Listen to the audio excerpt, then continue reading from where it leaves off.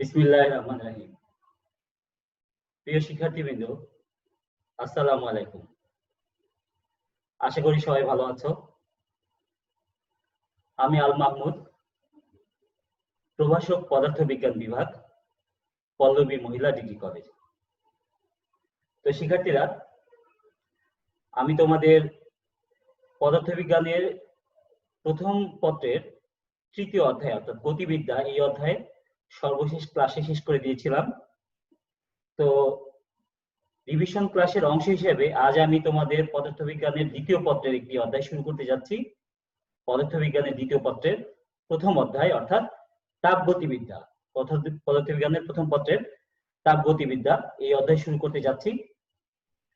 তো মূল পাঠে যাওয়ার পূর্বে আমি কিছু সাধারণ বিষয় নিয়ে আলোচনা করতে চাই।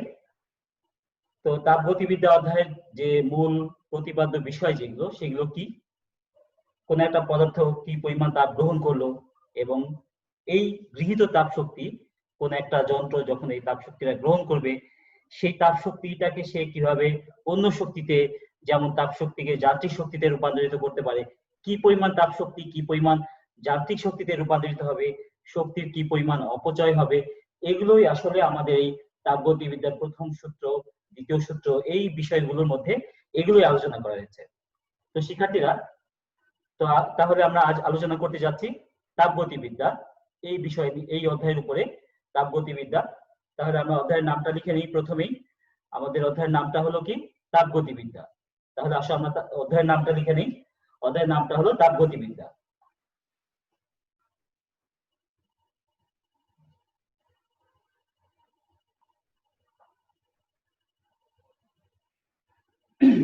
এখন তাপ সম্পর্কে বিজ্ঞানীদের সবসময় একটা কৌতূহল ছিল যে তাপ বিষয়টা কি। তাপ এক প্রকার শক্তি, তো ঠিক আছে, সেই শক্তিটা কিভাবে আসে, এই শক্তিটা কিভাবে অন্য শক্তিতে রূপান্তরিত হয়, এই নিয়ে বিজ্ঞানীদের প্রথম থেকে বিভিন্ন রকমের তাদের ধারণা ছিল, কৌতূহল ছিল এবং এই সম্পর্কে বিজ্ঞানীরা বিভিন্ন রকমের তত্ত্ব দিয়েছিলেন। পর্যায়ক্রমে সেই তত্ত্বগুলো কোনোটা ভুল প্রমাণিত হয়েছে, কোনোটা দেখা গিয়েছে যে কোনোটা তারা ঠিক বলেছেন। এরকম ভাবে বিভিন্ন তত্ত্ব বিভিন্ন সময় এসেছে। তো একটা বস্তু আরেকটা বস্তুকে তাপ দেবে নাকি নেবে, এটা কোন বিষয়ের উপর নির্ভর করে, এটা নিয়ে বিজ্ঞানীরা প্রথম দিকে অনেক বেশি কৌতূহলী ছিলেন। তো আমরা এই বিষয়টা সম্পর্কে জানবো তাপগতিবিদ্যার শূন্যতম সূত্র। তাপগতিবিদ্যার শূন্যতম সূত্র থেকে এই বিষয়টা আমরা জানবো যে একটা বস্তুকে আরেকটা বস্তুর সংস্পর্শে যখন নেওয়া হবে, তাপীয় সংস্পর্শে যখন নেওয়া হবে, তখন সেই বস্তুটা তাপ অন্য বস্তুটাকে দেবে নাকি নেবে, এই বিষয়গুলো কি দ্বারা নির্ধারিত হয় বা কোন বিষয়ের উপর এইটা নির্ভর করে যে একটা বস্তু আরেকটা বস্তুকে তাপ দেবে নাকি নেবে, এই বিষয়টা আমরা তাপগতিবিদ্যার শূন্যতম সূত্র থেকে জানতে পারবো। তাহলে আমরা প্রথমে আলোচনা করব কি, তাপগতিবিদ্যার শূন্যতম সূত্র। তো তাপগতিবিদ্যার শূন্যতম সূত্র কি সেটা আমরা দেখব।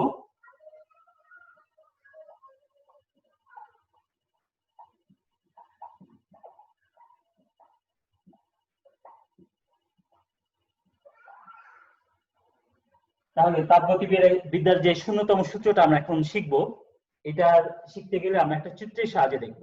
একটা চিত্রের সাহায্যে যদি আমরা এটা দেখি তাহলে আমাদের বুঝতে সুবিধা হবে। তাহলে আমরা একটা চিত্র আঁকি, আমার সাথে সাথে তোমরা চিত্রটা এঁকে নিও, তাহলে তোমাদেরও বুঝতে সুবিধা হবে। তো আমি একটা চিত্র আঁকছি, দেখো।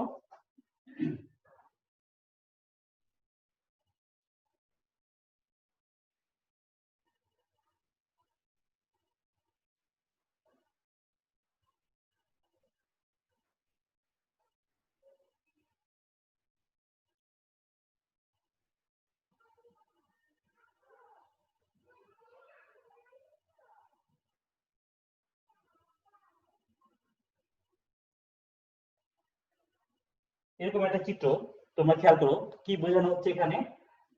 আমরা তিনটি বস্তু নিয়েছি, এ, বি এবং সি। তো এখন এই যে প্রথমোক্ত বস্তু দুটা এ এবং বি, এই দুটি বস্তু কিভাবে রাখা হয়েছে, এই দুটি বস্তু পরস্পর সাথে তাপীয় ভাবে এরা অন্তরিত, অর্থাৎ এ এবং বি এর মধ্যে সরাসরি কোনো তাপের আদান প্রদান হবে না, এরকম ভাবে রাখা হয়েছে। মানে এ এবং বি বস্তু দুটি পরস্পরের সাথে তাপীয় ভাবে অন্তরিত, অর্থাৎ এদের মাঝখানে একটা তাপ অন্তরক পদার্থ রয়েছে। এর ফলে কি হবে, এ থেকে বি তে বা বি থেকে এ তে সরাসরি তাপের কোনো আদান প্রদান হবে না। কিন্তু এ এবং বি বস্তু উভয় তৃতীয় একটা বস্তু সেটার সাথে তাপীয় সংস্পর্শে রয়েছে, ফলে কি হবে, এ থেকে সি বা সি থেকে এ এদের মধ্যে কিন্তু তাপের আদান প্রদান হবে, অথবা বি থেকে সি অথবা সি থেকে বি এদের মধ্যেও তাপের আদান প্রদান হবে। তো আমরা এটাকে এভাবে বলতে পারি যে এ এবং বি এই বস্তু দুটি পৃথকভাবে তৃতীয় একটি বস্তু সি এটার সঙ্গে তাপীয় সমতায় রয়েছে, তাপীয় সংস্পর্শে রয়েছে। এতে কি হবে যে এক পর্যায়ে এ এবং সি এদের তাপমাত্রা সমান হয়ে যাবে, কারণ আমরা জানি যে দুটি বস্তুকে যখন তাপীয় সংস্পর্শে রাখা হয় তখন এদের মধ্যে তখন তাপের আদান প্রদান হয়। কতক্ষণ পর্যন্ত তাপের আদান প্রদান হবে? যতক্ষণ পর্যন্ত না এদের তাপমাত্রা সমান হয়ে যায়। কাজেই যখন এদেরকে পরস্পর সংস্পর্শে রাখা হবে এক পর্যায়ে এদের মধ্যে তাপের আদান প্রদান হতে হতে এক পর্যায়ে এ এবং সি এর তাপমাত্রা সমান হয়ে যাবে। ঠিক অনুরূপভাবে বি এবং সি এরা যেহেতু পরস্পরের সাথে তাপীয় সমতায় রয়েছে, ফলে এক পর্যায়ে বি এবং সি এদের তাপমাত্রা সমান হয়ে যাবে, এক পর্যায়ে বি এবং সি এর তাপমাত্রা সমান হয়ে যাবে। তো এই অবস্থাতে এই অবস্থাটাকে বলা হচ্ছে তাপীয় সমতা। আমরা তাহলে কি বলবো যে যদি বলা হয় যে এ এবং বি পৃথকভাবে তৃতীয় একটি বস্তু সি এর সাথে তাপীয় সমতায় রয়েছে, এই কথাটার অর্থ হলো যে এক পর্যায়ে এ এবং সি এদের তাপমাত্রা সমান হয়ে যাবে, বা বি এবং সি এদের তাপমাত্রা সমান হয়ে যাবে। তখন আমরা বুঝতে পারছি যে স্বাভাবিকভাবে এ এবং সি এদের তাপমাত্রা সমান যদি হয়, বি এবং সি এদের তাপমাত্রা যদি সমান হয়, তার অর্থ হলো যে এ এবং বি এর তাপমাত্রা সমান। তার মানে ওই অবস্থাতে এ এবং বি কে যদি আমরা তাপীয় সংস্পর্শে আনি তখন কিন্তু এ আর বি এর মধ্যে কোনো তাপের আদান প্রদান হবে না। তাহলে কথাটাকে আমরা এভাবে বলতে পারি যে দুটি বস্তু যদি পৃথকভাবে তৃতীয় অপর একটি বস্তুর সাথে তাপীয় সমতায় থাকে তবে প্রথমোক্ত বস্তুদ্বয়ও পরস্পরের সাথে তাপীয় সমতায় থাকবে। অর্থাৎ এই অবস্থাতে এ এবং বি কে পরস্পর সংস্পর্শে আনা হলে এদের মধ্যে তাপের আদান প্রদান হবে না, অর্থাৎ তাপের আদান প্রদান হবে শূন্য। সেই জন্যই এই সূত্রটাকে বলা হচ্ছে তাপগতিবিদ্যার শূন্যতম সূত্র। তাপের আদান প্রদান শূন্য হবে, এই জন্য এটার নাম দেওয়া হয়েছে তাপগতিবিদ্যার শূন্যতম সূত্র। তাহলে আমরা কথাটাকে এভাবে বলতে পারি যে দুটি বস্তু যদি পৃথকভাবে তৃতীয় কোনো বস্তুর সাথে তাপীয় সমতা থাকে তবে অবশ্যই প্রথমোক্ত বস্তুদ্বয়ও পরস্পরের সাথে তাপীয় সমতা থাকবে। এটি হলো তাপগতিবিদ্যার প্রথম সূত্র, শূন্যতম সূত্র। তাপগতিবিদ্যার শূন্যতম সূত্র। কেন শূন্যতম সূত্র বলা হচ্ছে সেটা আমি বললাম যে এই অবস্থাতে এ এবং বি এর মধ্যে তাপের আদান প্রদান শূন্য হবে, সেই জন্য এই সূত্রটাকে বলা হচ্ছে তাপগতিবিদ্যার শূন্যতম সূত্র। এই হলো তাপগতিবিদ্যার শূন্যতম সূত্র। তো শিক্ষার্থীরা খেয়াল করো যে তাপগতিবিদ্যার এই শূন্যতম সূত্র থেকে আমরা তাহলে তাপের কোন বিষয়টা সম্পর্কে জানতে পারলাম? তাপমাত্রা সম্পর্কে জানতে পারলাম। আমরা তাপমাত্রা সম্পর্কে জানতে পারলাম, অর্থাৎ এখান থেকে আমরা এই বিষয়টাই জানতে পারলাম যে যখন দুটি বস্তুর তাপমাত্রা সমান হয়ে যাবে তখন এদের মধ্যে কোনো তাপের আদান প্রদান হবে না। অর্থাৎ দুটি বস্তুর মধ্যে তাপমাত্রা সমান যদি না হয়, অর্থাৎ তাপমাত্রা যদি অসমান হয়, তখন অবশ্যই তাদের মধ্যে তাপের আদান প্রদান হবে। তাহলে এভাবেই তাপমাত্রা সম্পর্কে বিজ্ঞানীরা ধারণা পেয়েছেন। এই হলো তাপগতিবিদ্যার শূন্যতম সূত্র। তো শিক্ষার্থীরা আমরা তাপগতিবিদ্যার শূন্যতম সূত্র সম্পর্কে জানলাম। এরপরে এই যে তাপমাত্রা, তাপগতিবিদ্যার শূন্যতম সূত্র সম্পর্কে জানা মানেই হচ্ছে তাপমাত্রা সম্পর্কে জানা। তো এই যে তাপমাত্রার কথা আমরা বললাম, এই তাপমাত্রা তাহলে কিভাবে নির্ণয় করা যায়? তাপমাত্রা কিভাবে বের করা যায়? একটা বস্তুর তাপমাত্রা কত, এটা কিভাবে নির্ণয় করা যায়? এর জন্যই বিজ্ঞানীরা পরবর্তীতে আবিষ্কার করলেন কি? থার্মোমিটার। তাপমাত্রা মাপার জন্য যে যন্ত্রটা তার নাম কি? থার্মোমিটার। তাহলে থার্মোমিটার বিভিন্ন বিজ্ঞানী বিভিন্ন ভাবে এটা তৈরি করেছিলেন এবং আমরা দেখি কখনো কখনো সেলসিয়াস স্কেলের কথা বলা হয়, কখনো কখনো কেলভিন স্কেলের কথা বলা হয়, কখনো ফারেনহাইট স্কেলের কথা বলা হয়। বিভিন্ন বিজ্ঞানী বিভিন্ন ভাবে তার তাপমাত্রার যে বিভিন্ন স্কেল গুলো রয়েছে সেগুলো আবিষ্কার করেছেন। এই যে তাপমাত্রার যে বিভিন্ন স্কেল গুলো, এদের মধ্যে নিশ্চয়ই একটা পারস্পরিক সম্পর্ক থাকা উচিত। কারণ কেউ যদি সেলসিয়াস স্কেলে একটা বস্তুর তাপমাত্রা নির্ণয় করে, সে চাচ্ছে যে সেলসিয়াস স্কেলের তাপমাত্রাটাকে সে কেলভিন স্কেলে নেবে অথবা ফারেনহাইট স্কেলে নেবে। তাহলে তো সেই ক্ষেত্রে সে অসুবিধায় পড়বে যদি এদের পারস্পরিক সম্পর্কটা জানা না থাকে। সেই জন্যই বিজ্ঞানীরা তিন ধরনের যে থার্মোমিটার রয়েছে, সেলসিয়াস স্কেল, ফারেনহাইট স্কেল এবং কেলভিন স্কেল, এদের মধ্যে পারস্পরিক সম্পর্ক নির্ধারণের জন্য একটা সূত্র দিয়েছেন। তাহলে আমরা এখন কি জানবো? তাপমাত্রার যে বিভিন্ন স্কেল রয়েছে এদের মধ্যে পারস্পরিক সম্পর্ক, এটা সম্পর্কে আমরা জানবো। তো শিক্ষার্থীরা আমি আশা করছি তোমরা এটা তুলে নিয়েছো। আমরা তাহলে পরবর্তী বিষয়ের দিকে যাচ্ছি, আমি এটা বুঝে দিচ্ছি।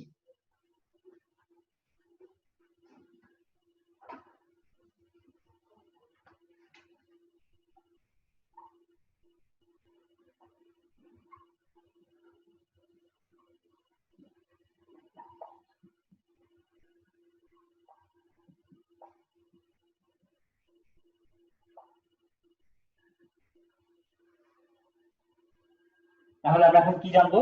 তাপমাত্রার বিভিন্ন স্কেলের মধ্যে সম্পর্ক, তাপমাত্রার যে বিভিন্ন স্কেল রয়েছে তাদের পারস্পরিক সম্পর্কটা কি, কিভাবে এক স্কেলের তাপমাত্রাকে অন্য স্কেলে রূপান্তর করা যায় সেটা আমরা দেখবো। দেখো এখানে একটা সূত্র রয়েছে, সূত্রটা হলো এরকম, C/5 equal to F minus 32/9 equal to K minus 273/5। আচ্ছা, এখানে কোনটা কি সেটা আমরা জেনে নেই। এখানে C হলো সেলসিয়াস স্কেলে,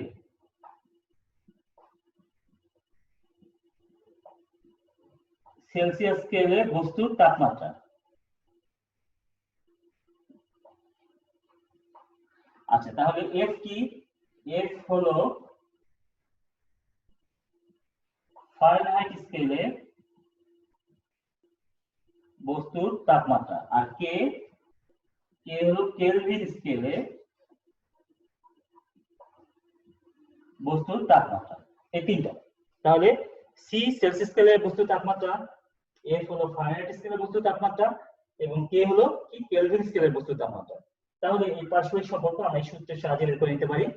আমি এটা বক্স করে দিচ্ছি, তোমরা বক্স করে রাখবে, তাহলে বুঝতে পারবে যে গাণিতিক সমস্যা সমাধান করার জন্য আমাদের এই সূত্রগুলো কাজে লাগবে।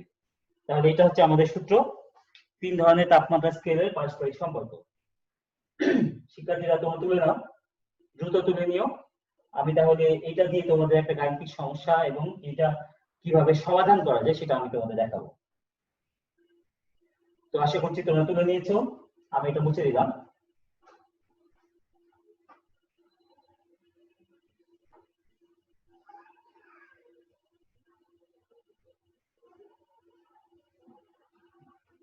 প্রথমে আমরা একটা গাণিতিক সমস্যা করি।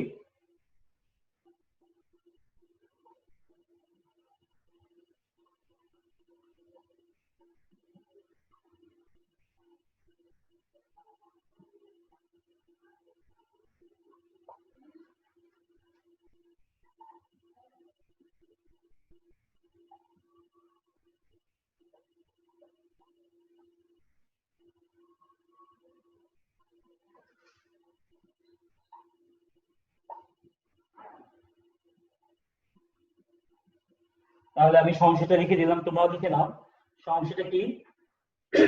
মানুষের দেহের স্বাভাবিক তাপমাত্রা 98 ডিগ্রি ফারেনহাইট, একে সেলসিয়াস স্কেলে প্রকাশ করো। মানে মানুষের দেহের স্বাভাবিক তাপমাত্রা হচ্ছে 98 ডিগ্রি ফারেনহাইট, এই তাপমাত্রাটাকে সেলসিয়াস স্কেলে প্রকাশ করতে হবে।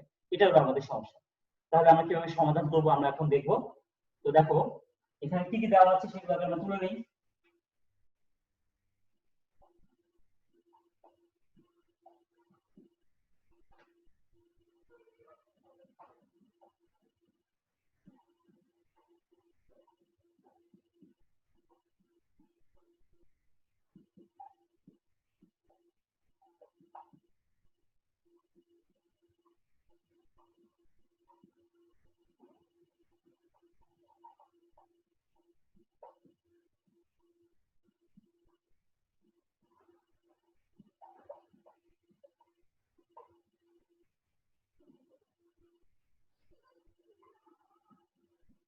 আচ্ছা, তাহলে আমরা কি লিখলাম? দেয়া আছে ফারেনহাইট স্কেলের তাপমাত্রা, ফারেনহাইট স্কেলের তাপমাত্রা S = 98 ডিগ্রি ফারেনহাইট দেওয়া আছে। আমরা সেলসিয়াস স্কেলের তাপমাত্রা C = 1, সেলসিয়াস স্কেলের তাপমাত্রা কত এটা বের করব।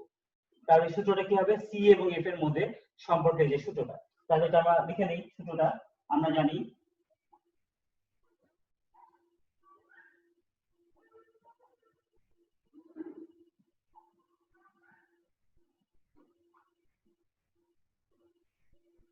C/5 = F - 32/9, এটা আমরা জানি, একটু আগে দেখেছি আমরা। তো আমরা C এর মান নির্ণয় করব, এজন্য 5 টা দিকে গুণ করে দিই, তাহলেই হয়ে যাবে। বা C = F - 32/9 * 5। এখন আমরা মান বসিয়ে দিতে পারি, মানগুলো বসিয়ে দিই। খেয়াল করে দেখো, F হলো 98 - 32/9 * 5, এত ডিগ্রি সেলসিয়াস, এত ডিগ্রি সেলসিয়াস। এটা হিসাব করে পেয়ে যাবে তোমরা। আমি তোমাদের হিসাবটা করে দিচ্ছি, ক্যালকুলেটর আমি হিসাব করে দিই।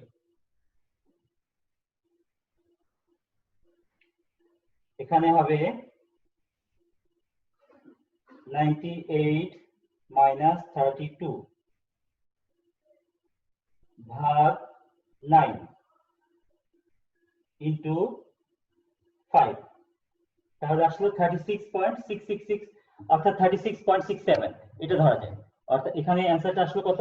36.67।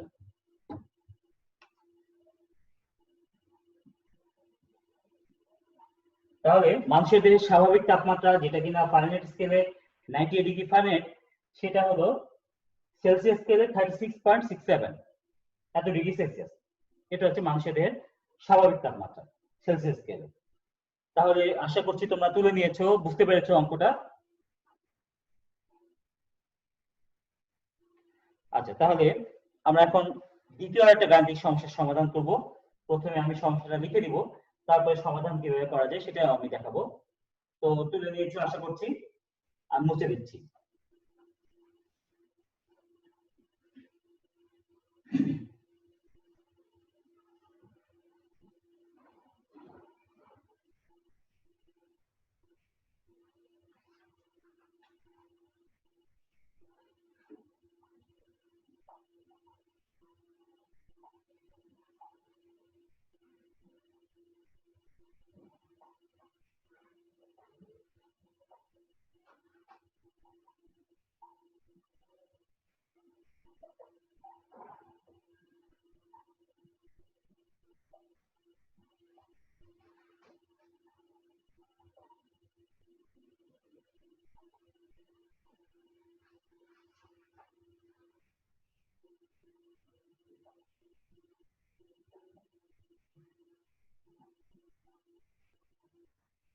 তাহলে প্রশ্নটা কি দেখো, তোমরা লিখে নাও।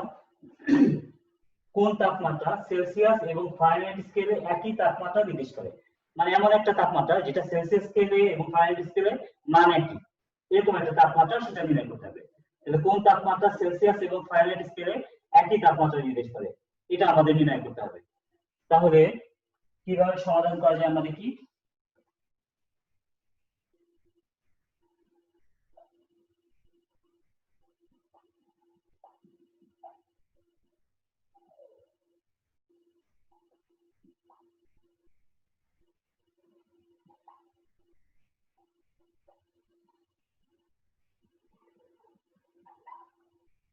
আচ্ছা, তাহলে আমি কথাটা এইভাবে দেখতে পারি না, দেখো যে ধরলাম সেই নির্ণয় তাপমাত্রা, যে তাপমাত্রা সেলসিয়াস এবং ফারেনহাইট স্কেলে একই তাপমাত্রা নির্দেশ করে বা একই মান নির্দেশ করে, সেই তাপমাত্রাটাকে আমরা x ধরে নিতে পারি। তাহলে আমরা এভাবে দেখতে পারি, ধরি নির্ণয় তাপমাত্রা x ইকুয়াল টু নির্ণয় তাপমাত্রা সমান x, সুতরাং c equal to f equal to x, কারণ c এবং f সেলসিয়াস এবং ফারেনহাইটের তাপমাত্রা একই, c equal to f equal to x এভাবে লেখা যায়।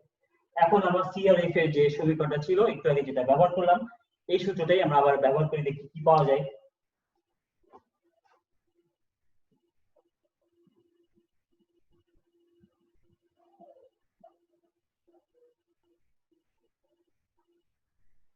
c by 5 equal to f minus 32 by 9, এটা লিখলাম, মানগুলো বসিয়ে দিই।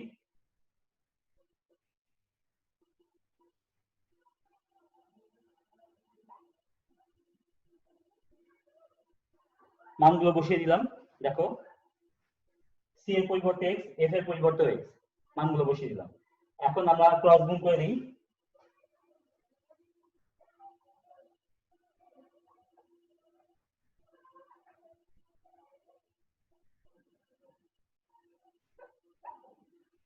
দেখো গুণ করলে কি আসে, 9x equal to 5 into x minus 32। তো এটা আমি একবার গুণ করে দিয়েছি, গুণ করে দিলে 5x মাইনাস 160 এরকম আসে। তো আমরা x এর মান যেহেতু নির্ণয় করব, যেসব রাশির মধ্যে x রয়েছে সেগুলোকে সব বামে নিয়ে যাব।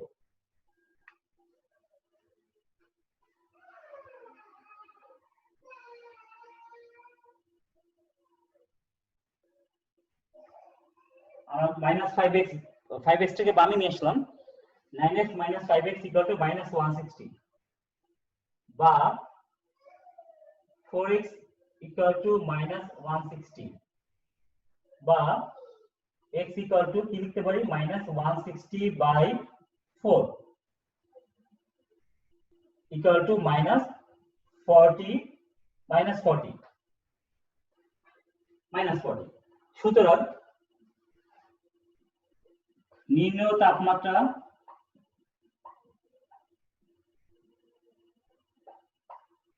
-40°C এবং -40°F। তাহলে বিষয়টা কি দেওয়া হলো যে -40°C তাপমাত্রা যা নির্দেশ করে -40°F একই তাপমাত্রা নির্দেশ করে। তাহলে এটাই হলো নিম্ন তাপমাত্রা, যে তাপমাত্রা সেলসিয়াস এবং ফারেনহাইট স্কেলে একই তাপমাত্রা নির্দেশ করে। এটাই জানতে চাওয়া হয়েছে। তাহলে আমরা শুরুটা করবো কিভাবে, দেখো যেহেতু উভয় বেলাতে তাপমাত্রাটা একই নির্দেশ করবে, কাজে ওই তাপমাত্রাটাকে যদি আমরা x ধরে নিই তাহলে আমরা এভাবে দেখতে পারি যে ধরি নিম্ন তাপমাত্রা x, অর্থাৎ c সেটাও x, f এটাও x, অর্থাৎ এটাকে আমরা এভাবে দেখতে পারি c = f = x, এভাবে দেখতে পারি। তারপরে সমীকরণ যেটা ছিল সেটা আমরা ব্যবহার করলাম, cy5 = f - 32/9। এরপরে আমরা প্রত্যেকটা মান বসিয়ে দিলাম, c এর পরিবর্তে x, f এর পরিবর্তে x, মান বসিয়ে দিয়ে বাদবাকিটা তো হিসাব সহজ। x এর মান পাওয়া গেল -40, অর্থাৎ নিম্ন তাপমাত্রা -40°C বা -40°F, দুটোই একই। এই হচ্ছে আমাদের দ্বিতীয় সমস্যাটা, এবং এর সমাধান কিভাবে করা যায় সেটা আমরা দেখলাম। তো শিক্ষার্থীরা, আমরা আরেকটা সূত্র দেখব। আমরা দেখব হলো যে তাপমাত্রা আমরা বেশিরভাগ ক্ষেত্রে ব্যবহার করি হলো সেলসিয়াস স্কেলের তাপমাত্রা। সাধারণত আমরা সবসময়, যদিও শুধুমাত্র ডাক্তারি কাজে আমরা ফারেনহাইট থার্মোমিটারটা ব্যবহার করে থাকি এখনো, কিন্তু বেশিরভাগ ক্ষেত্রে এখনো আমরা ব্যবহার করি সেলসিয়াস। যদিও তাপমাত্রার আন্তর্জাতিক পদ্ধতি হচ্ছে কেলভিন স্কেল, তো কিন্তু আমরা সেলসিয়াস স্কেলটাই অনেক ক্ষেত্রেই ব্যবহার করে থাকি। সেই জন্য সেলসিয়াস স্কেলের জন্য আরেকটা সূত্র রয়েছে, সেই সূত্রটা আমরা দেখব। আরেকটা সূত্র রয়েছে, সেটা আমরা দেখব। তো আমি আশা করছি তোমরা তুলে নিয়েছো। আমি তাহলে এটা মুছে দেব এবং সূত্রটা নিয়েও আমি একটু আলোচনা করব। তাহলে আমি মুছে দিচ্ছি এটা।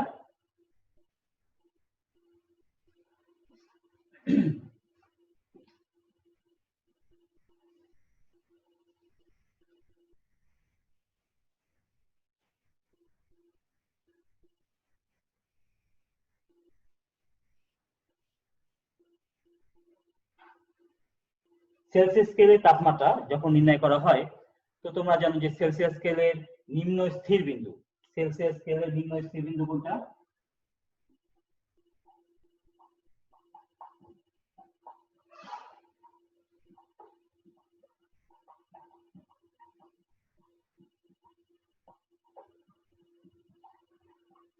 সেটা হলো 0°C।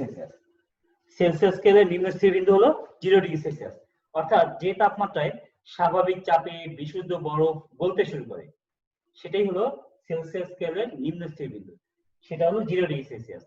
আর সেলসিয়াস স্কেলে ঊর্ধ্ব স্থির বিন্দু কোনটা?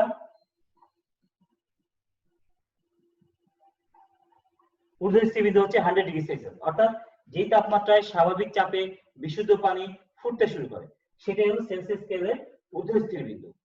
তাহলে সেলসিয়াস স্কেলের নিম্ন স্থির বিন্দু হচ্ছে 0°C আর ঊর্ধ্ব স্থির বিন্দু হচ্ছে 100°C।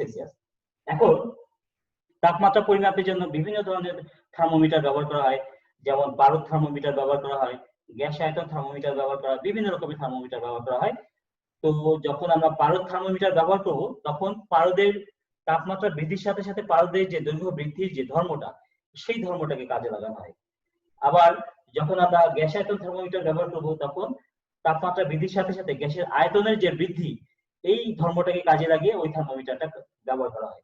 আবার রোদ থার্মোমিটার, সেটা বেলাতে তাপমাত্রা বৃদ্ধির সাথে সাথে ওই পদার্থটার যে রোধের পরিবর্তনটা, বৃদ্ধিটা, সেটাকে কাজে লাগিয়ে তখন রোদ থার্মোমিটারটাকে ব্যবহার করা হয়। তাহলে পদার্থের যে ধর্মটাকে কাজে লাগিয়ে আমরা থার্মোমিটারটাকে ব্যবহার করি, পদার্থের সেই ধর্মটাকে কি বলা হয়? পদার্থের তাপমাত্রিক ধর্ম। পদার্থের তাপমাত্রিক ধর্ম বলা হয়।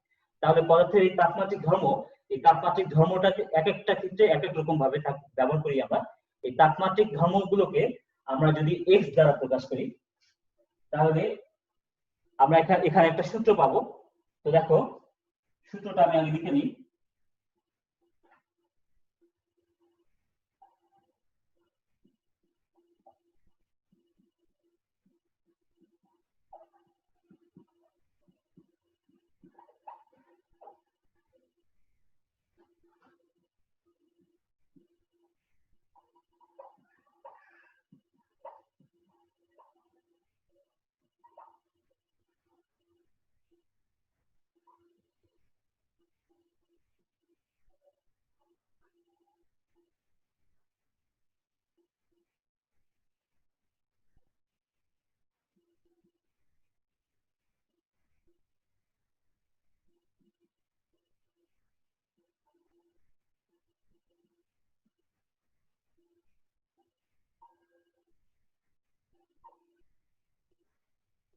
দেখো সূত্রটা কিভাবে লিখলাম, আগে এই কথাটা লিখে নেব। দুই স্থির বিন্দুর সাপেক্ষে তাপমাত্রার মূল সমীকরণ। দুই স্থির বিন্দুর সাপেক্ষে তাপমাত্রার মূল সমীকরণ। দুই স্থির বিন্দুর সাপেক্ষে কেন বলা হচ্ছে, এই যে এখানে দেখো নিম্ন স্থির বিন্দু, ঊর্ধ্ব স্থির বিন্দু, তাহলে দুইটা স্থির বিন্দু নিয়ে এই তাপমাত্রার মূল সমীকরণটা যেটা, সেটাকেই বলা হচ্ছে দুই স্থির বিন্দুর সাপেক্ষে তাপমাত্রার মূল সমীকরণ। সেটা কিরকম, theta minus theta I by theta S minus theta I equal to X theta minus X I by X S minus X I. তাহলে এখানে আমাদের নিশ্চয়ই জানা দরকার যে কোনটা কি। এখানে থিটা আই, এটা হলো আইস পয়েন্ট অর্থাৎ নিম্ন স্থির বিন্দু। তাহলে নিম্ন স্থির বিন্দু যেটা, সেটা আসলে থিটা আই, এটা আমি পাশে লিখে দিই, তাহলে তোমাদের মনে থাকবে থিটা আই, এটা হচ্ছে নিম্ন স্থির বিন্দু। আর এক্স এস, থিটা এস হলো কি স্টিম পয়েন্ট, মানে ঊর্ধ্ব স্থির বিন্দু, স্টিম পয়েন্ট, সেটাকে থিটা এস দিয়ে প্রকাশ করা হচ্ছে, সেটাও আমি এখানে লিখে দিই থিটা এস, যাকে কিনা আমরা সেলসিয়াস স্কেলে বলি 100 ডিগ্রি সেলসিয়াস, এটা হচ্ছে থিটা এস। আর থিটা আই হলো আইস পয়েন্ট বা অর্থাৎ নিম্ন স্থির বিন্দু। থিটা এস হচ্ছে ঊর্ধ্ব স্থির বিন্দু, থিটা আই হলো নিম্ন স্থির বিন্দু, সেটা আমরা এখানে দেখতেই পাচ্ছি। আর থিটাটা কি, থিটা হচ্ছে আমরা যে বস্তুটার তাপমাত্রা নির্ণয় করবো, ধরো যে গরম একটা তরল পদার্থ, সেটার তাপমাত্রা নির্ণয় করবো, থার্মোমিটারটাকে তার মধ্যে ডুবালাম, তখন ওই থার্মোমিটার যে তাপমাত্রা নির্দেশ করবে সেই তাপমাত্রাটা হচ্ছে থিটা। তো সেটা আমি লিখে দিচ্ছি নিচে, থিটা হলো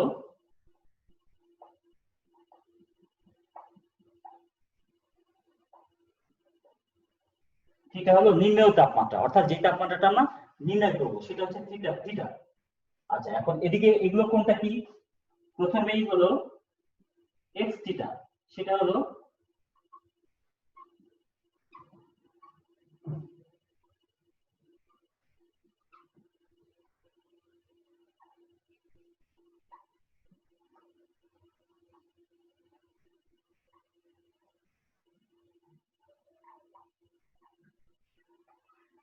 এক্স থিটা কি, এক্স থিটা হচ্ছে নিম্ন তাপমাত্রায় পদার্থের তাপমাত্রিক ধর্ম, মানে আমরা যে তাপমাত্রাটা নির্ণয় করব ওই তাপমাত্রায় পদার্থের তাপমাত্রিক ধর্ম, অর্থাৎ ওই তাপমাত্রায় যদি আমরা পারদ থার্মোমিটার ব্যবহার করি, ওই তাপমাত্রায় পারদের যে দৈর্ঘ্য সেটা হচ্ছে এক্স থিটা। যদি আমরা রোদ থার্মোমিটার ব্যবহার করি, আমরা যে তাপমাত্রা নির্ণয় করব ওই তাপমাত্রায় ওই রোধের মান যেটা, সেটা হচ্ছে এক্স থিটা। অর্থাৎ যে তাপমাত্রিক ধর্মটাকে আমরা কাজে লাগাচ্ছি, আমরা যে তাপমাত্রা নির্ণয় করব ওই তাপমাত্রায় ওই পদার্থটার তাপমাত্রিক ধর্মটা কত, আমরা ধরা যাক একটা তরল বস্তু, উত্তপ্ত তরল বস্তু, তার তাপমাত্রা নির্ণয় করবো, ওর মধ্যে যখন থার্মোমিটারটাকে ডুবাবো, তখন যদি এটা রোদ থার্মোমিটার হয়ে থাকে, তখন ওই থার্মোমিটারের রোধের মান কত হবে, সেটাই হচ্ছে এক্স থিটা, নিম্ন তাপমাত্রায় পদার্থের তাপমাত্রিক ধর্ম। আচ্ছা, তাহলে অন্য দুটো কি, এক্স আই, এটা হচ্ছে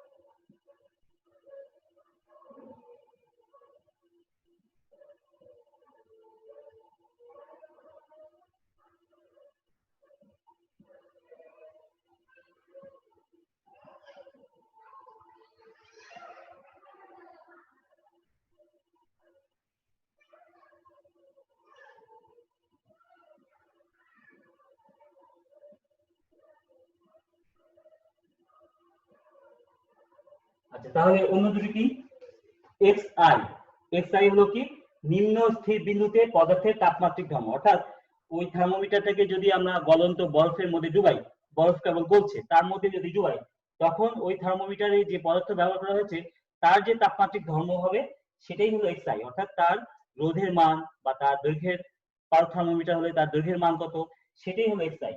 আর ঊর্ধ্বস্থির বিন্দুতে ওই পদার্থটার তাপমাত্রিক ধর্ম যেটা, সেটা হলো এক্স এস। তাহলে এই মানগুলো জানা থাকলে আমরা যে কোনো তাপমাত্রায় কোন একটা পদার্থের তাপমাত্রা কত সেটা আমরা সহজে নির্ণয় করতে পারি। এই হচ্ছে আমাদের দুই স্থির বিন্দুর সাপেক্ষে তাপমাত্রার মূল সমীকরণ, এটা আমরা এখানে দেখলাম। তো এই সমীকরণটা তোমরা মনে রাখবে। তো শিক্ষার্থীরা, আমরা এখানে আর একটা নতুন সূত্র শিখলাম, তাহলে যদি এটা নিয়ে একটা গাণিতিক সমস্যার সমাধান করা যায় তাহলে নিশ্চয়ই তোমাদের জন্য এটা সুবিধা হবে। আমি এরকম একটা সমস্যা দেখাবো এবং এটা সমাধান কিভাবে করা যায় সেটাও আমি তোমাদের দেখাবো। তো তোমরা আগে এই বিষয়গুলো তুলে নাও, লিখে নাও পুরোটা। আশা করছি তোমরা তুলে নিয়েছো। তা আমি এখন মুছে দেবো।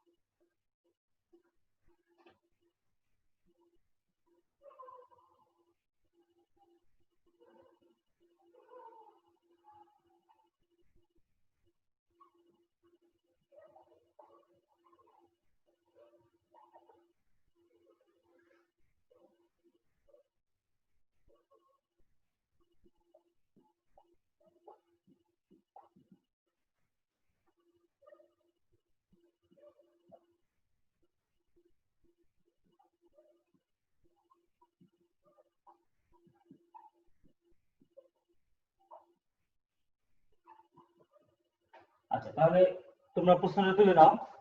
দেখো প্রশ্নটা আমি মুখে বলছি একবার। একটি প্লাটিনাম রোধ থার্মোমিটারের ঊর্ধ্ব এবং নিম্নস্থির বিন্দুতে রোধ যথাক্রমে 2.425 ওহম, খেয়াল করো 2.425 ওহম এবং 2.0 ওহম, অর্থাৎ ঊর্ধ্বস্থির বিন্দুতে রোধ হচ্ছে এটা, নিম্নস্থির বিন্দুতে রোধ হলো এটা। একটি উত্তপ্ত তরলে ডুবালে রোধের মান হয় 3.455 ওহম।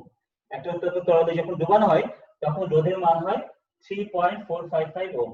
তরলের তাপমাত্রা কত, ওই তরলটার তাপমাত্রা কত সেটাই আমাদের নির্ণয় করতে হবে। তাহলে প্রশ্নটা তুলে নিয়েছো আশা করছি। কি কি দেওয়া আছে সেগুলো আমরা লিখে নিই।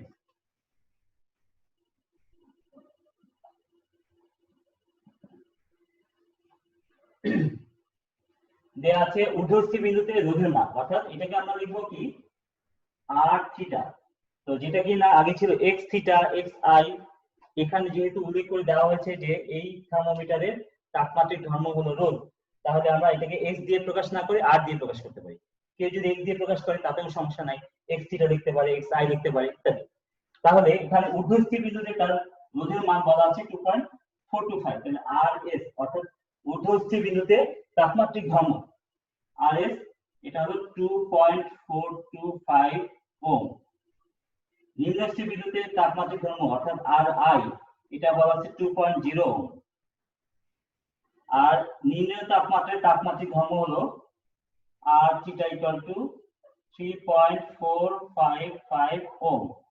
তাহলে তাপমাত্রা কত এটা আমাদের নির্ণয় করতে হবে, তাপমাত্রাটা আমাদের নির্ণয় করতে হবে। তাহলে আমরা একটা সমীকরণে যাই। তা আমরা জানি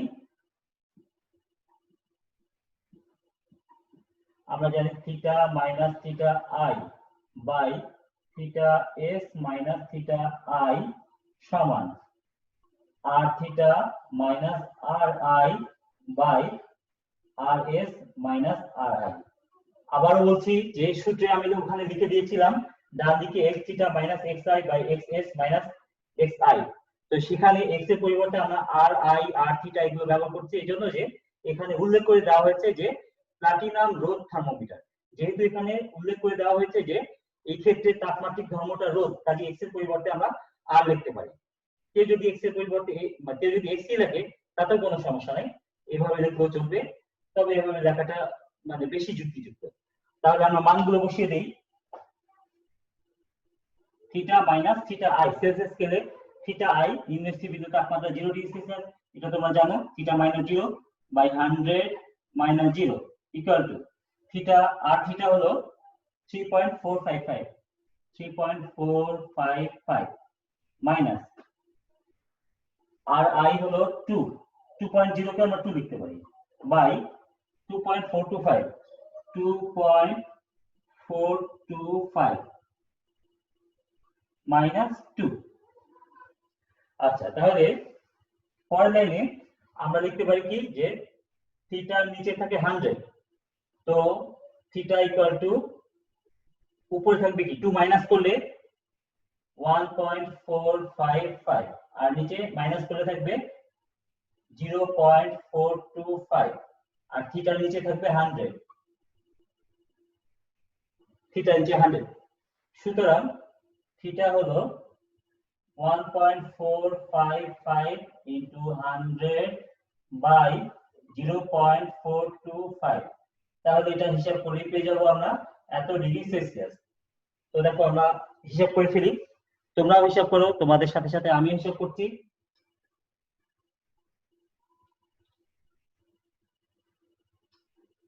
প্রথমে উপরে হবে 1.455 into 100 ভাগ 0.425 তাহলে এখানে আসে 342.35।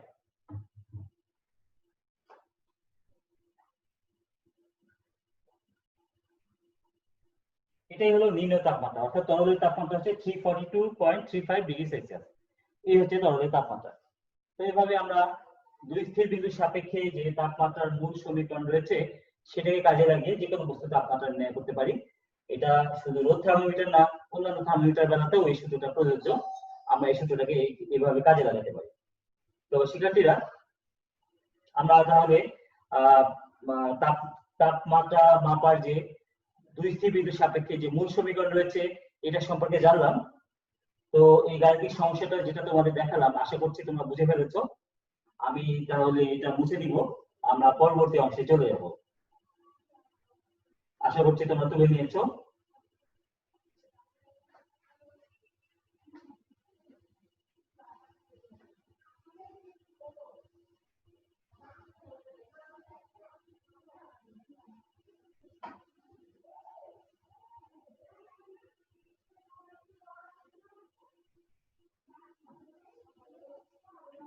শিক্ষার্থীরা, আমরা তাপগতিবিদ্যার শূন্যতম সূত্র শিখেছি। তো এরপরেই আমরা যেটা শিখবো সেটা হচ্ছে তাপগতিবিদ্যার প্রথম সূত্র।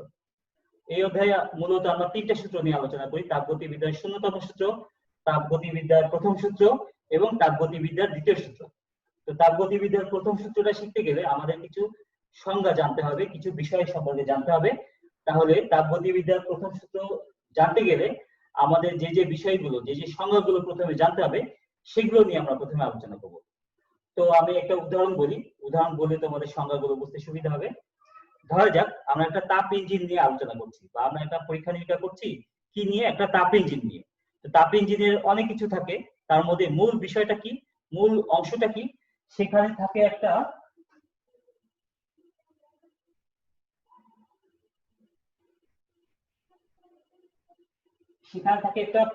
সিলিন্ডার, এবং সিলিন্ডারের মুখে লাগানো থাকে একটা পিস্টন। এটাকে বলা হয় পিস্টন। পিস্টন তোমরা নিশ্চয়ই দেখেছো, যেমন ওই যে ইনজেকশনের সিরিঞ্জ, যেটা সিরিঞ্জের একটা হাতল থাকে, ওইটা হলো পিস্টন। আর যে লম্বা নলের মতন যে অংশটা থাকে ওটাকে বলা হয় কি, ওইটাকে বলা হয় সিলিন্ডার। এটা হলো পিস্টন আর এটা হলো সিলিন্ডার। তো গাড়ির ইঞ্জিন যেটা তাপ ইঞ্জিন, সেখানেও এরকম থাকে, এবং সেটা অনেক বড় থাকে, খুব শক্তিশালী, এবং সেখানে একটা গ্যাসীয় পদার্থ ব্যবহার করা হয়। আমরা যে গাড়ি চালানোর জন্য তেল ব্যবহার করি, পেট্রোল, ডিজেল যাই ব্যবহার করি না কেন, সেগুলো গাড়িটা বিভিন্ন প্রক্রিয়ার মাধ্যমে সেটাকে গ্যাসীয় অবস্থায় রূপান্তরিত করে। এই যে গ্যাসীয় পদার্থ যেটা ব্যবহার করি সেটা এই পিস্টনের ভিতরে চলে আসে, মানে সিলিন্ডারের ভিতরে চলে আসে পিস্টনের মাধ্যমে, সেটার উপর বিভিন্ন রকমের ক্রিয়া ঘটানো হয়। তাহলে আমরা যদি একটা গাড়ি নিয়ে আলোচনা করি, গাড়ি ইঞ্জিন নিয়ে আলোচনা করি, তাহলে সেই ক্ষেত্রে আমাদের আলোচনার মূল বিষয়টা মূলত হবে কি, এই পিস্টনযুক্ত সিলিন্ডার এবং এর ভিতরে যে গ্যাসীয় পদার্থ রয়েছে যাকে বলা হয় কি,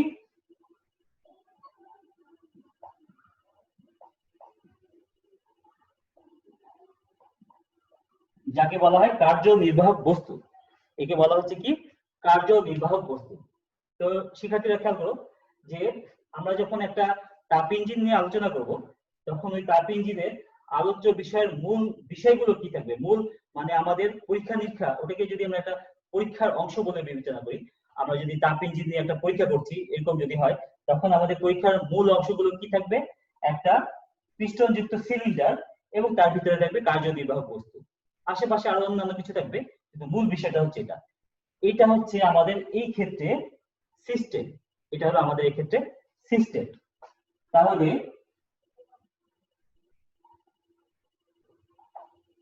আমরা একটা সংজ্ঞা জানলাম সিস্টেম। সিস্টেম কি?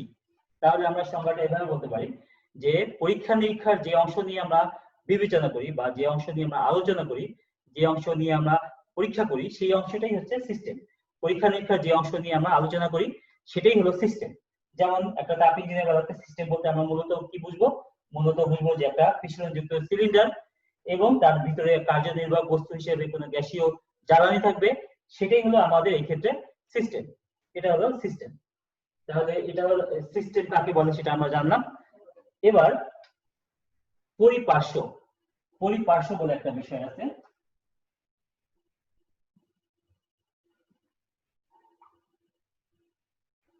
পরিপার্শ্ব মানে পারিপার্শ্বিক অবস্থা, পারিপার্শ্বিক অবস্থাকে বলা হচ্ছে পরিপার্শ্ব। যেমন এই যে পিস্টনযুক্ত সিলিন্ডারটা, এটা পারিপার্শ্বিক অবস্থাটা যদি এরকম হয় যে আশেপাশের তাপমাত্রা খুবই কম, তখন কি হবে, সিলিন্ডারের ভিতরে যে তাপ রয়েছে এই তাপটা দ্রুত ভিতর থেকে বাইরে চলে যাবে, অথবা বাইরের তাপমাত্রা যদি খুব বেশি হয় তাহলে বাইরে থেকে তাপমাত্রার ভিতরে তাপ এর ভিতরে প্রবেশ করবে, ফলে তাপের আদান প্রদান হবে। সেই কারণে পরিপার্শ্ব অর্থাৎ পারিপার্শ্বিক অবস্থাটাও আমাদের এখানে কিন্তু অনেক গুরুত্বপূর্ণ একটা বিষয়। এই জন্য পরিপার্শ্ব নিয়ে আলোচনা করা হচ্ছে। অর্থাৎ সিস্টেমের পারিপার্শ্বিক অবস্থাটাকে বলা হচ্ছে পরিপার্শ্ব। অর্থাৎ আমরা যে পরীক্ষা নিরীক্ষার অংশ নিয়ে আলোচনা করছি তার পারিপার্শ্বিক অবস্থাটাকেই বলা হচ্ছে পরিপার্শ্ব। আচ্ছা, তাহলে পরিপার্শ্ব হলো এটা। এরপরে হলো তাপীয় স্থানাঙ্ক।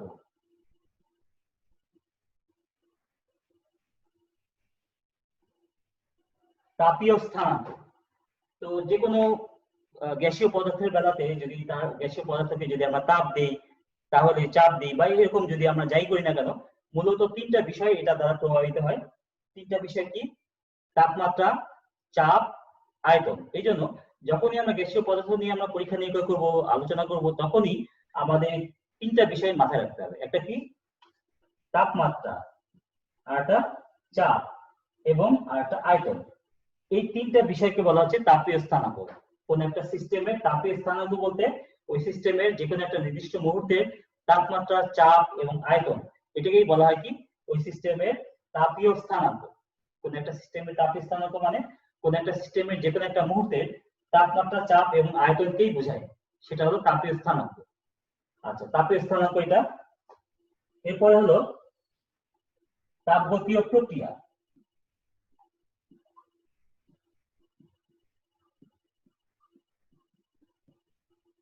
তাপগতীয় প্রক্রিয়া, তো ধরা যাক এরকম একটা সিস্টেম, সেটা পরিবেশের সাথে সাম অবস্থা রয়েছে, অর্থাৎ পরিবেশ থেকে এই বস্তুটাতে কোনো তাপ যাচ্ছে না বা এই সিস্টেম থেকে পরিবেশেও কোনো তাপ যাচ্ছে না, অর্থাৎ এদের মধ্যে কোনো তাপের আদান প্রদান হচ্ছে না। তার মানে কি, এই অবস্থাতে এটা পরিবেশের সাথে একই তাপমাত্রায় রয়েছে। যখন এটা পরিবেশের সাথে একই তাপমাত্রা থাকবে তখন কি হবে, এদের মধ্যে কোনো তাপের আদান প্রদান হবে না। তো এদের মধ্যে যদি তাপের আদান প্রদান না হয় তখন আমরা সেটাকে বলবো কি, সেটা তাপীয় সাম্যাবস্থা রয়েছে। কিন্তু এই অবস্থায় যে কোনো একটা তাপগতীয় স্থানাঙ্ক বা তাপীয় স্থানাঙ্ক যদি যে কোনো একটা যদি আমরা পরিবর্তন করি, অর্থাৎ এটা আমরা চাপ বাড়িয়ে দিলাম বা চাপ কমিয়ে দিলাম অথবা তাপমাত্রা বাড়িয়ে দিলাম, যে কোনো একটা যদি পরিবর্তন করি, তাহলে দেখা যাবে কি যে এখান থেকে তাপ বাইরে যাবে অথবা বাইরে থেকে তাপ ভিতরে প্রবেশ করবে। এই যে প্রক্রিয়াটা, এটাই হচ্ছে তাপগতীয় প্রক্রিয়া। তার মানে তাপগতীয় প্রক্রিয়া বলতে আমরা কি বলতে পারি, যে কোন একটা সিস্টেমের যে কোনো একটা তাপগতীয় স্থানাঙ্কের পরিবর্তন করা হবে, তাপের যে চলাচল, তাপের যে প্রবাহ, সেটাকেই বলা হচ্ছে তাপগতীয় প্রক্রিয়া। কোন একটা সিস্টেমের যে কোনো একটা তাপীয় স্থানাঙ্কের পরিবর্তন করার ফলে তাপের যে প্রবাহ হবে সেটাই হচ্ছে তাপগতীয় প্রক্রিয়া। এই হচ্ছে তাপগতীয় প্রক্রিয়া। তো শিক্ষার্থীরা, আমরা তাপগতিবিদ্যার প্রথম সূত্র এটা জানতে গেলে এই বিষয়গুলো আগে জানবো, সেই জন্যই আমি সংজ্ঞাগুলো তোমাদের আলোচনা করলাম। তো আশা করছি তোমরা এটা এটুকু বুঝতে পেরেছো। আমরা আজকে যা যা আলোচনা করলাম সেগুলো সম্পর্কে আমি প্রথমে সংক্ষেপে একটু বলে নিই। প্রথমেই আমরা আলোচনা করেছি তাপগতিবিদ্যার শূন্যতম সূত্র, যা থেকে আমরা কি জানতে পারি, যা থেকে আমরা জানতে পারি কোনো বস্তুর তাপমাত্রা সম্পর্কে ধারণা পাওয়া যায় তাপগতিবিদ্যার শূন্যতম সূত্র থেকে। তারপর আমরা আলোচনা করেছি কিভাবে একটা তাপমাত্রার স্কেল থেকে আরেকটা তাপমাত্রার স্কেলে রূপান্তর করা যায়, এই সংক্রান্ত দুইটা গাণিতিক সমস্যাও আমরা দেখেছি। এরপর আমরা দেখেছি যে দুইটি স্থির বিন্দু সাপেক্ষে, ঊর্ধ্ব স্থির বিন্দু, নিম্ন স্থির বিন্দু, দুইটি স্থির বিন্দু সাপেক্ষে তাপমাত্রার যে মূল সমীকরণ সেটা আমরা দেখেছি, এবং সেটার মাধ্যমে কিভাবে একটা বস্তুর তাপমাত্রা নির্ণয় করা যায় সেটাও আমরা গাণিতিক সমস্যা দেখেছি। আর তাপগতিবিদ্যার প্রথম সূত্রের জন্য যেসব সংজ্ঞাগুলো আমাদের প্রয়োজন, এই সংজ্ঞাগুলো সম্পর্কে আমরা মোটামুটি একটু ধারণা পেলাম। তো শিক্ষার্থীরা, আশা করছি তোমরা এগুলো বুঝতে পেরেছো। পরবর্তী ক্লাসে আমরা এর পরবর্তী ধাপ অর্থাৎ তাপগতিবিদ্যার প্রথম সূত্র, তারপরে রয়েছে তাপগতিবিদ্যার দ্বিতীয় সূত্র, এগুলো সম্পর্কে আমরা জানবো ইনশাআল্লাহ। তো তোমরা, আশা করছি আমার ক্লাসগুলো তোমরা অবশ্যই ভালো করে মনোযোগ দিয়ে খেয়াল করবে। তাহলে যেহেতু এটা রিভিশন ক্লাস চলছে, আমার মনে হয় তোমাদের তাহলে সুবিধা হবে। তো শিক্ষার্থীরা, আজকে তোমাদের সাথে আমার ক্লাস এখানেই শেষ হচ্ছে। পরবর্তী ক্লাসে ইনশাআল্লাহ দেখা হবে। ততদিন সবাই ভালো থেকো, সুস্থ থেকো, এবং অবশ্যই ক্লাসগুলো মনোযোগ দিয়ে দেখো এবং তদনুযায়ী বাসায় নিজেরা অনুশীলন করো। ভালো থেকো সবাই। আসসালামু আলাইকুম।